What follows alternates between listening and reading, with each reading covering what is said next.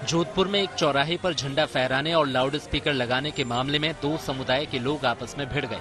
आधी रात को जमकर पथराव हुआ, कई गाड़ियों में तोड़फोड़ की गई। हालात काबू करने के लिए पुलिस ने लाठीचार्ज किया, आंसू गैस के गोले भी छोड़े। ईद की नमाज से पहले एक समुदाय ने झंडे, बैनर और लाउड स्पीकर लगाए थे। दूसरे समुदाय के लोगों ने वो हटा दिए, जिसके बाद दोनों गुटों के बीच झड़प हुई। जोधपुर में दो समुदायों के बीच हुई झड़प के दौरान पुलिस लाठीचार्ज में कई पत्रकारों को भी चोट आई। आरोप है कि पुलिस ने पत्रकारों पर भी लाठी भांजी, जिससे नाराज कुछ पत्रकार धरने पर बैठ गए। इस बीच एक बार फिर ईदगाह रोड पर कुछ लोग हथियारों के साथ जमा हुए और पुलिस पर पथराव किया। इलाके में भारी तनाव है, आरएसी तैनात कर दी गई है, साथ ही इंटरनेट सेवा बंद कर दी गई है।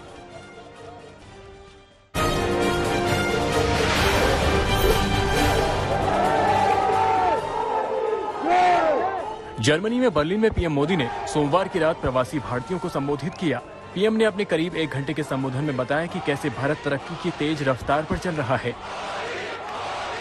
पीएम ने कई योजनाओं और उपलब्धियों का जिक्र किया और कहा कि बदलाव आ रहा है। भारत में अब ट्रैवल करते समय, कहीं आते जाते समय जेब में कैश लेकर चलने की मजबूरी करीब करीब खत्म हो चुकी है।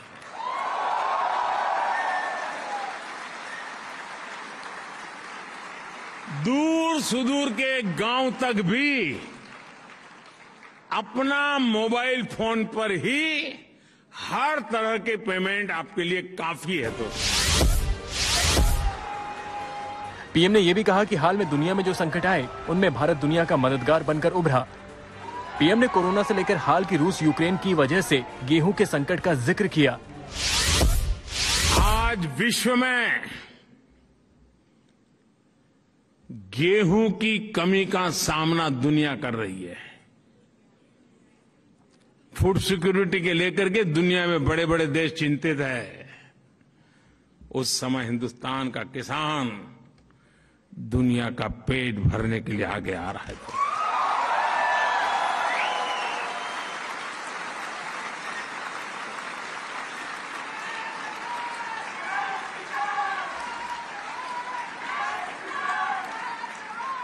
साथियों, जब भी मानवता के सामने कोई संकट आता है तो भारत सॉल्यूशन के साथ सामने आता है।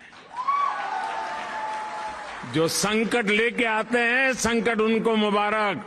सॉल्यूशन लेकर के हम आते हैं, दुनिया का जयकार हो जाएगा।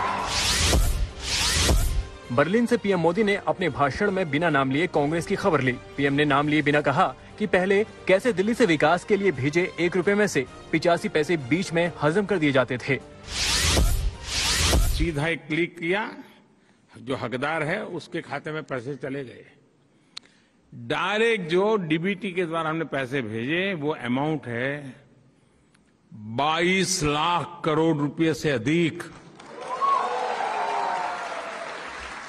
यानी अब आप जर्मनी में हैं तो आपको बता दूं, $300 बिलियन से भी ज्यादा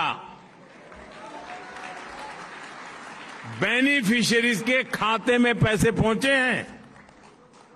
बीच में कोई बिचौलिया नहीं, कोई कट की कंपनी नहीं, कहीं कट मनी नहीं। इस वजह से सिस्टम में कितनी बड़ी ट्रांसपेरेंसी आई है। पीएम के दौरे को लेकर यहां रह रहे भारतीयों में खासा जोश देखने को मिला। सड़कों से लेकर भारतीयों के खास प्रोग्राम की जगह तक हर जगह मोदी मोदी नारा गूंज रहा था। पीएम के पूरे भाषण में बार बार तालियां बजती रही। भाषण खत्म होने के बाद भी पीएम की कई बातों को लेकर यहां लोगों ने खुशी का इजहार किया। आ गया, बिल्कुल आ गया। मोदी जी आ रहे तो गरबा तो होना चाहिए।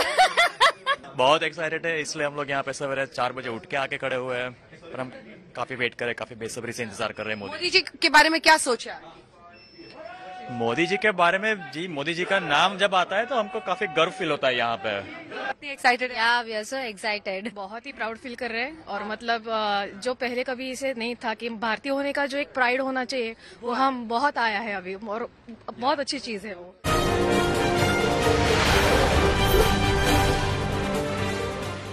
जर्मनी दौरे पर प्रधानमंत्री नरेंद्र मोदी ने रूस यूक्रेन युद्ध पर बड़ा बयान दिया। पीएम मोदी ने कहा कि यूक्रेन संकट की शुरुआत से ही हमने तुरंत युद्ध विराम का आह्वान किया। साथ ही इस बात पर जोर दिया कि विवाद को सुलझाने के लिए बातचीत ही एकमात्र उपाय है। इस युद्ध में कोई विजयी पक्ष नहीं होगा, बल्कि सभी को नुकसान होगा, इसलिए हम शांति के पक्ष में हैं। यूक्रेन संकट से उथल-पुथल के कारण तेल की कीमतें आसमान छू रही हैं। दुनिया में फर्टिलाइजर की कमी हो रही है, इससे विकासशील और गरीब देशों पर बुरा असर होगा। यूक्रेन के संकट के आरंभ से ही हमने तुरंत युद्ध विराम का आह्वान किया और इस बात पर जोर दिया था कि विवाद को सुलझाने के लिए बातचीत ही एकमात्र उपाय है। हमारा मानना है कि इस युद्ध में कोई विजयी पार्टी नहीं होगी, सभी को नुकसान होगा। इसलिए हम शांति के पक्ष में हैं। यूक्रेन संघर्ष से उत्पन्न उथल-पुथल के कारण तेल की कीमतें आसमान छू रही हैं। विश्व में खाद्यान्न और फर्टिलाइजर की भी कमी हो रही है। इससे विश्व के हर परिवार पर बोझ पड़ा है, किंतु विकासशील और गरीब देशों पर इसका असर और गंभीर होगा। इस संघर्ष के ह्यूमैनिटेरियन इम्पैक्ट से भारत बहुत ही चिंतित है। हमने अपनी तरफ से यूक्रेन को मानवीय सहायता भेजी है। जर्मनी के दौरे पर पहुंचे प्रधानमंत्री नरेंद्र मोदी ने जर्मनी चांसलर ओलाफ स्कॉल्ज से मुलाकात की। दोनों देशों के नेताओं के बीच हुई बैठक में आपसी सहयोग बढ़ाने पर बातचीत हुई। इससे पहले प्रधानमंत्री मोदी को जर्मन सेना की ओर से गार्ड ऑफ ऑनर दिया गया। जर्मनी पहुंचे पीएम मोदी ने भारतीय मूल के लोगों से मुलाकात की और बातचीत कर उनका उत्साह बढ़ाया।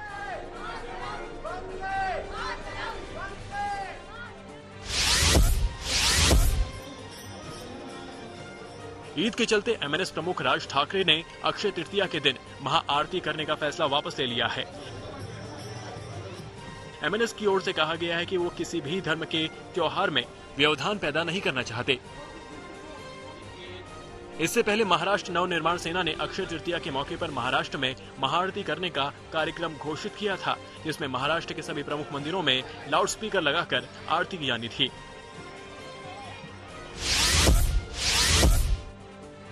अमरावती से निर्दलीय सांसद नवनीत राणा और उनके विधायक पति रवि राणा को अभी जेल में ही रहना होगा।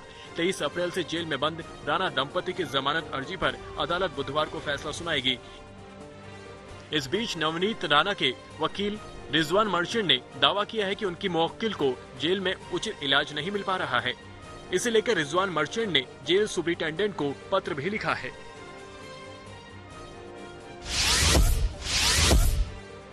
देश के कई राज्यों में जारी बिजली संकट के बीच केंद्र सरकार अलर्ट मोड पर आ गई है। बिजली संकट को लेकर गृह मंत्री अमित शाह ने सोमवार को बड़ी बैठक बुलाई। इस बैठक में कोयला मंत्री, ऊर्जा मंत्री और रेल मंत्री भी मौजूद रहे। बैठक में गृह मंत्री ने पावर प्लांट्स को कोयले की सप्लाई तेज करने पर चर्चा की, ताकि बिजली संकट को जल्द से जल्द दूर किया जा सके।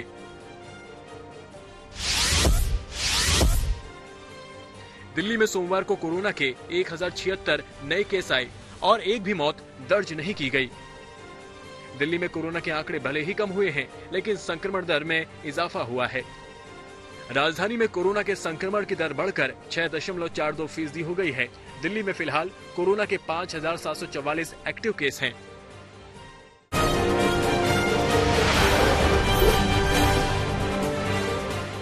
यूपी के चंदौली में पुलिस की दबिश और गैंगस्टर की बेटी की मौत पर सियासत गरमाई हुई है। यूपी के पूर्व सीएम और समाजवादी पार्टी के प्रमुख अखिलेश यादव ने घटना को लेकर सीधे योगी सरकार पर निशाना साधा। अखिलेश यादव ने यहां तक कह दिया कि जाति देखकर पुलिस की ओर से इस तरह की कार्रवाई की गई। उन्होंने पुलिस वालों पर कत्ल का केस दर्ज करने की मांग की है।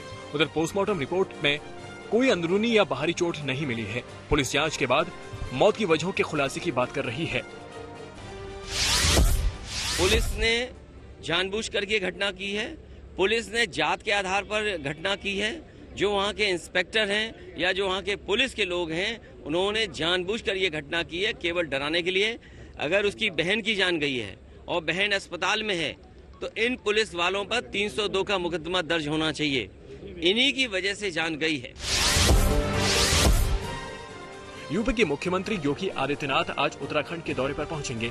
योगी आदित्यनाथ यमकेश्वर के गुरु गोरखनाथ महाविद्यालय परिसर में अपने गुरु महंत अवैधनाथ की प्रतिमा का अनावरण करेंगे। इसके साथ ही योगी एक रैली को भी संबोधित करेंगे।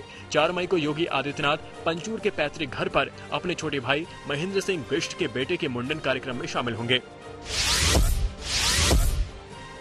अलग अलग राजनीतिक दलों के लिए रणनीति बनाने वाले रणनीतिकार प्रशांत किशोर ने संकेत दिए हैं कि वो जल्द ही अपनी पार्टी बना सकते हैं। एक ट्वीट के जरिए प्रशांत किशोर ने कहा कि अब समय आ गया है जन सुधार के लिए जनता के बीच जाया जाए। प्रशांत किशोर के इस ट्वीट को लेकर सियासी बयानबाजी भी शुरू हो गई है। जेडीयू नेता केसी त्यागी ने कहा कि प्रशांत किशोर के पार्टी बनाने से उनकी पार्टी को कोई नुकसान नहीं होने वाला। वहीं बीजेपी नेता निखिल आनंद ने कहा कि प्रशांत किशोर की पार्टी बिहार में वोट कटवा ही रहेगी। वहीं आरजेडी ने कहा कि प्रशांत किशोर की पार्टी बनाने से उन्हें कोई नफा नुकसान नहीं होगा। गुजरात कांग्रेस के कार्यकारी अध्यक्ष हार्दिक पटेल ने अपने ट्विटर बायो से कांग्रेस पार्टी का नाम हटा दिया है। कुछ दिन पहले हार्दिक पटेल ने अपने व्हाट्सएप और टेलीग्राम बायो से कांग्रेस का नाम हटाया था। हार्दिक पटेल ने कहा कि वो गुजरात में अपने कार्यकर्ताओं के हितों की लड़ाई लड़ रहे हैं। उन्होंने अपने व्हाट्सएप डीपी भी बदल दी है।